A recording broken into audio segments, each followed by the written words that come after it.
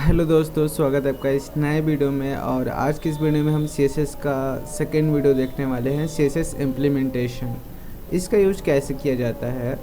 तो टोटल 3 तरीके होते हैं CSS को इम्प्लीमेंट करने के लिए हमारे HTML में। पहला आता है इनलाइन स्टाइल। इसका इस्तेमाल किया जाता है HTML के टैग में स्टाइल नाम का एट्रीब्यूट लगा के या प्रॉपर्टी लगा के। और दूसरा आता है इन पेज स्टाइल टैग। इसका इस्तेमाल किया जाता है HTML पेज के अंदर एक स्टाइल टैग बनाया जाता है और उसी में जितने भी हमको CSS करना है उसके अंदर करते हैं। और तीसरा तरीका आता है एक्सटर्नल स्टाइल शीट। इसमें क्या किया जाता है कि CSS को एक अलग फाइल बनाया जाता है और उसमें CSS की सारी प्रॉपर्टी लिखी जाती हैं और बाद में अलग अलग HTML पेजेस में इसको लिंक किया जाता है। आगे हम एक एक करके सबको अच्छे से समझते हैं। अभी अगर मान लीजिए हमारे पास एक इनलाइन स्टाइल लगाना है हमें, तो हम कैसे इम्प्लीमेंट करेंगे। फॉर एग्जांपल हमने यहाँ पे HTML का एक टैग लिखा है जो कि H1 टैग है।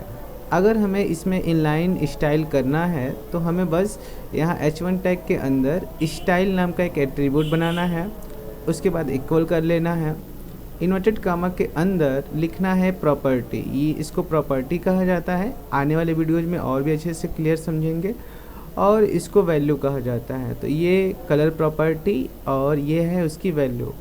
तो इससे होगा क्या कि जो भी ये H1 दिख रहा है, ब्लैक से जनरली दिखता है HTML में, तो अब वह ग्रीन कलर से दिखाई देने लगेगा। तो इस सेमी कॉलन का क्या यूज़ है।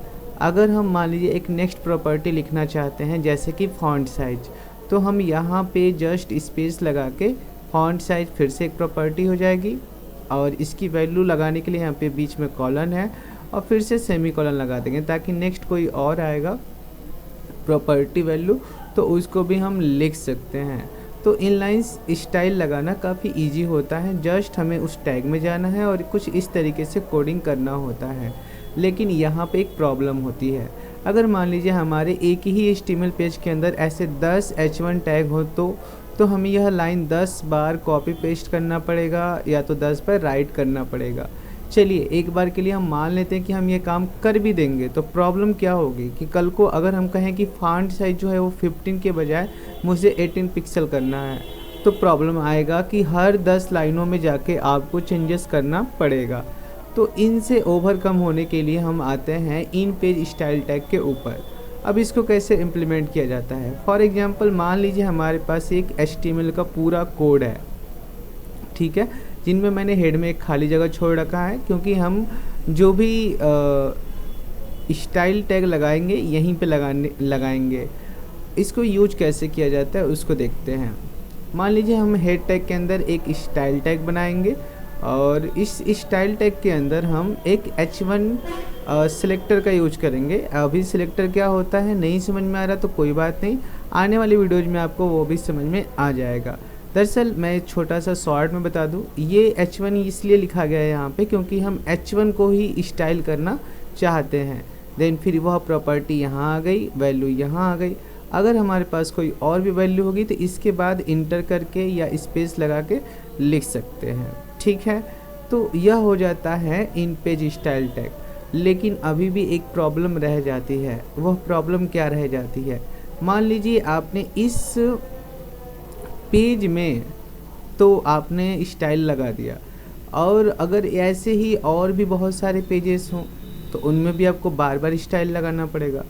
और अगर एक बार के लिए आपने स्टाइल लगा भी दिया है तो आने वाले नेक्स्ट अगर कोई बदलाव हो जाता है कि मान लीजिए कलर ग्रीन नहीं रहेगा, कलर ब्लैक रखना है, तो अब उन सभी 10 HTML के पेजेस में जाके हमें बदलाव करना पड़ेगा। तो इससे ओवरकम होने के लिए क्या बनाया गया है। इससे ओवरकम होने के लिए एक्सटर्नल स्टाइल शीट बनाया गया है। कैसे इसको यूज किया जाता है। तो सबसे पहले हम एक ब्लैंक CSS की फाइल बनाएंगे।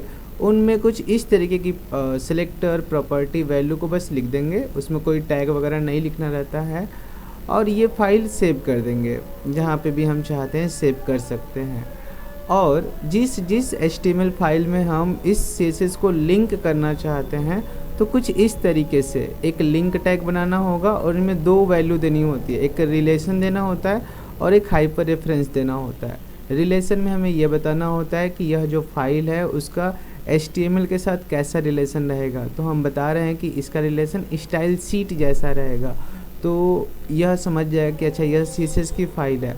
और ये हाइपर रेफरेंस इसको ये बताता है कि आखिर वह CSS की फ़ाइल कहाँ पे रखी हुई है, तो इस नाम के फ़ाइल से रखी हुई है सेम लोकेशन पे जहाँ पे हमारा HTML रहता है।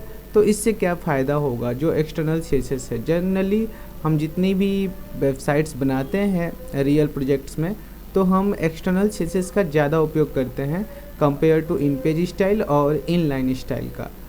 ठीक है, तो एक्सटर्नल क्या फ़ायदा देगा कि अगर हम ऐसे ही लिंक कर देंगे सभी HTML की फ़ाइलों में, अगर कल को कलर ग्रीन के बजाय मुझे ब्लू करना होगा, तो सिर्फ इस फाइल में अगर हम चेंजेस करेंगे तो इससे रिलेटेड जहाँ जहाँ पे ये लिंक किए रहेंगे जिस HTML फाइल में इसको हम, तो वह सभी जगहों पे H1 का कलर ब्लू कर देगा, या जो भी कलर हम यहाँ पे करेंगे वह कर देगा। बॉर्डर लगाएंगे तो बॉर्डर लगा देगा, और भी बहुत कुछ। तो इस वीडियो के लिए इतना ही, मिलते हैं नेक्स्ट वीडियो में।